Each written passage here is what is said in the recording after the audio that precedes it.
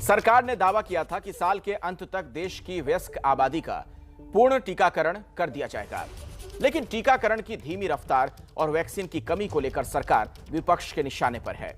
और अब सरकार ने यह कह दिया है कि टीकाकरण पूरा करने की कोई डेडलाइन नहीं है।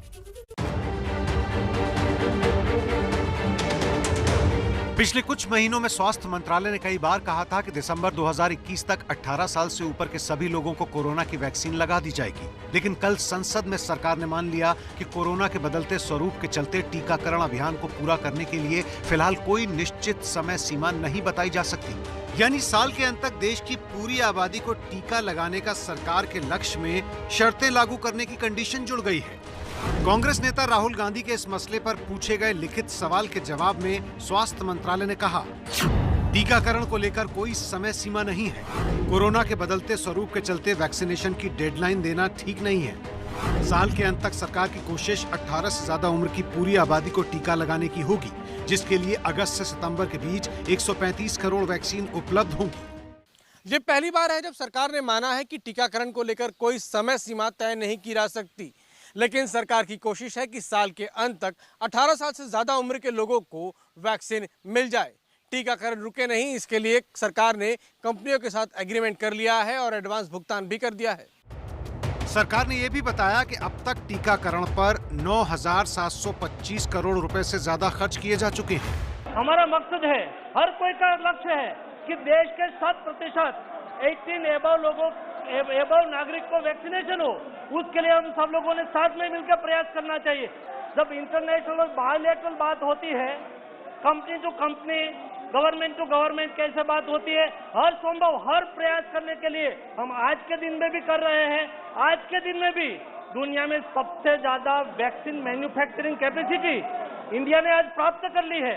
अगले दिन में और प्राप्त होनी है और हम लक्ष्य की ओर आगे बढ़ रहे हैं। संसद में यह भी पूछा गया कि क्या सरकार को पता है कि भारत दुनिया का सबसे बड़ा टीका उत्पादक है, उसके बावजूद 10% से भी कम भारतीयों को कोविड टीकों की एक ही खुराक मिली है। इस पर सरकार का जवाब था कि 20 जुलाई की स्थिति के अनुसार 18 साल और उसके ऊपर की करीब 34.5% आबादी ने कोविड टीके की कम से कम एक खुराक लगवा ली है। अब तक के आंकड़ों के मुताबिक 8 करोड़ 78 लाख लोगों को टीके की दोनों डोज मिल चुकी हैं। वहीं 24 करोड़ 22 लाख लोगों को टीके की एक डोज मिल चुकी है। टीकाकरण का प्रतिदिन औसत करीब 43 लाख डोज प्रतिदिन है।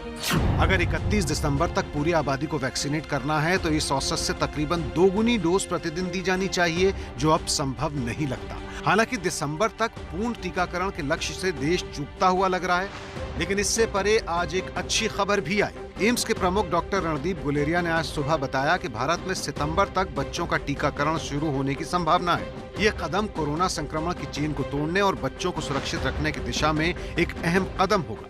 तो अगर हम देखें, भारत बायोटेक की जो वैक्सीन है उसके रिक्रूटमेंट हो गया, फॉलोअप भी चल रहा है और काफी तेजी से काम चला है।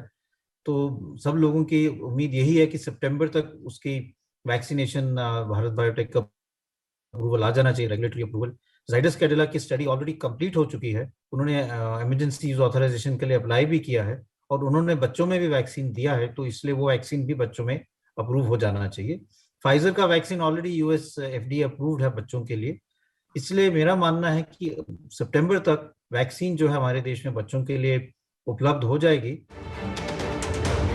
यानी सितंबर तक बच्चों के लिए टीके उपलब्ध होने पर चरणबद्ध तरीके से स्कूल शुरू करने की प्रक्रिया भी शुरू कर दी जाएगी। दिसंबर तक टीकाकरण का लक्ष्य पूरा नहीं हो रहा है, लेकिन जो उपलब्ध आंकड़े हैं वो बताते हैं कि वर्तमान में इस्तेमाल होने वाले टीके अस्पताल में भर्ती होने और कोविड से होने वाली मौतों में काफ़ी प्रभावी है। बच्चों की वैक्सीन भी जल्द आने की उम्मीद है। सरकार का कहना है कि रफ्तार धीमी ज़रूर है, लेकिन वैक्सीनेशन सही राह पर है।